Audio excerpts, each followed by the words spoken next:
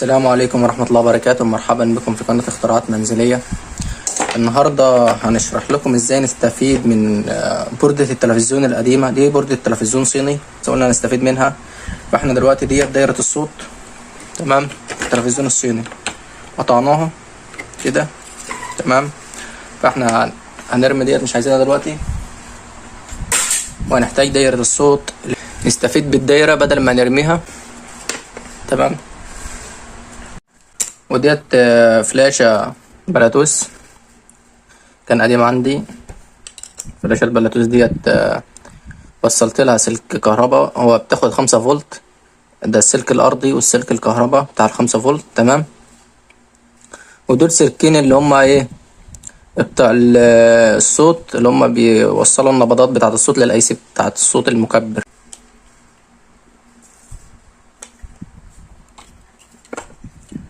دلوقتي اي سي الصوت ده بيشتغل ب9 فولت او 12 فولت. قلنا المكثفين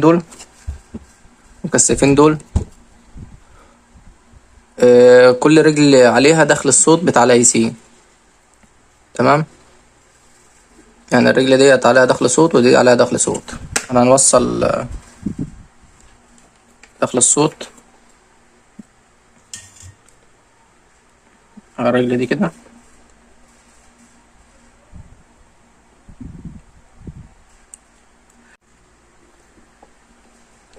هنوصل الطرف اللي بتاع السماعة البلوتوث بتاع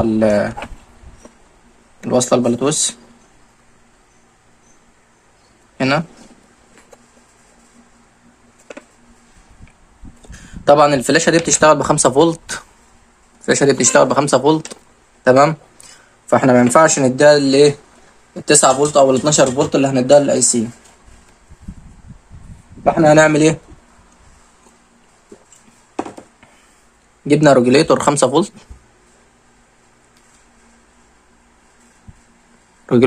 فولت، طبعا الريجوليتور ده خليناه من بوردة قديمة.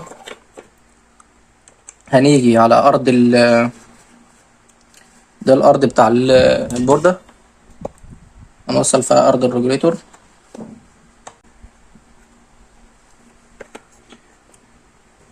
تمام. ودي داخل الريجوليتور هنوصله ايه في داخل الاي سي اهو، تمام. ونوصل السلك بتاع الخارج الريجوليتور اهو،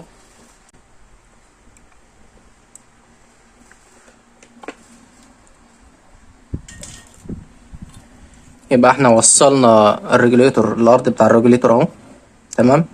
وصلناه في الارض بتاع البورده، والرجل دي الدخل اللي هيخش فيه ال 12 فولت للاي سي الصوت والاي سي والريجوليتور، تمام. ودي الخارجي بتاع ال5 فولت اللي هيطلع من الريجوليتور، تمام. نوصل الارضي، ممكن نوصل الارضي هنا في راس الريجوليتور هنا،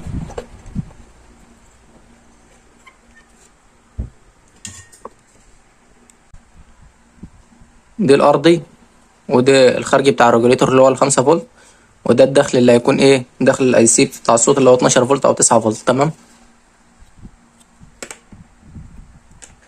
كده في هذه المرحله. طبعا الاي سي ده لازم أن ياخد امر من الاي سي الكبير اللي في التلفزيون اللي هو المعالج.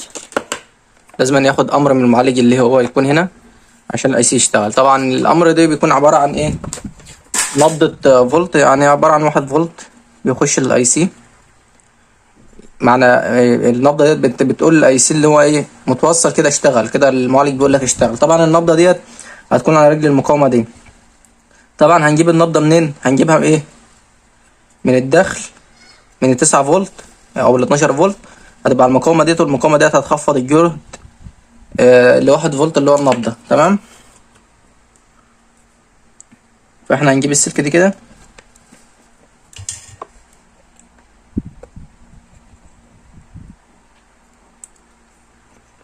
على رجل المقاومه ديت، تمام. دي برضو داخل الاي سي، ما هو الاي سي كده ماشي الدخل بتاعه كده.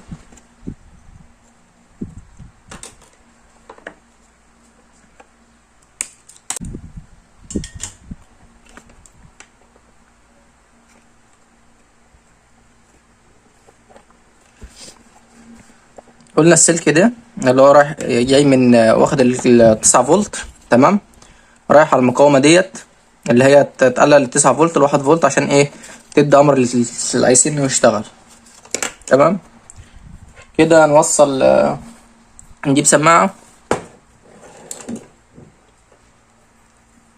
السماعة دي كبيرة يا جدعان، كام واط؟ 40 واط، سماعة 40 واط. تمام، ممكن نوصل على الدايرة ديت اكتر من سماعة.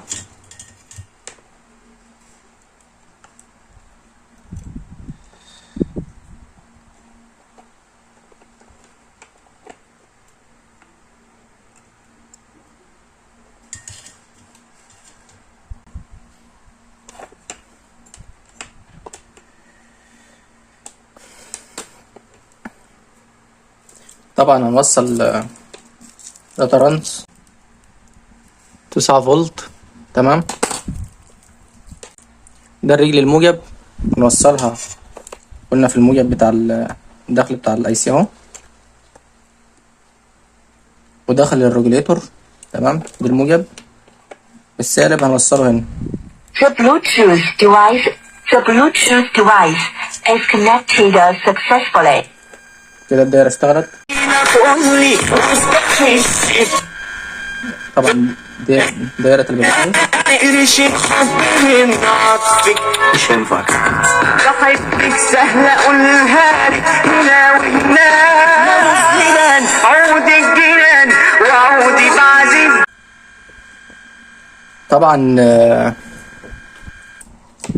طبعا احنا ممكن لو مع الفلاشة دي مش متوفرة، احنا ممكن نجيب الجاك اللي هو بتاع السماعة، جاك بتاع السماعة اللي هو ده العادي. تمام، ونقصه وناخد الطرف اللي هو الارضي، الطرف الارضي بتاع السماعة دايما بيكون كده هنا، هنقصه ناخد الطرف الارضي هنوصله في ارض الدايرة، والطرفين بتوع السماعة التانيين اللي هم اول طرف وتاني طرف هنوصلهم هنا المكان ده، ونشغل ايه الدايرة بالتليفون بدل دايرة البلوتوث. او ممكن نجيب برضو الدايرة اللي هي اليو اس بي، اللي هي اس بي ديت.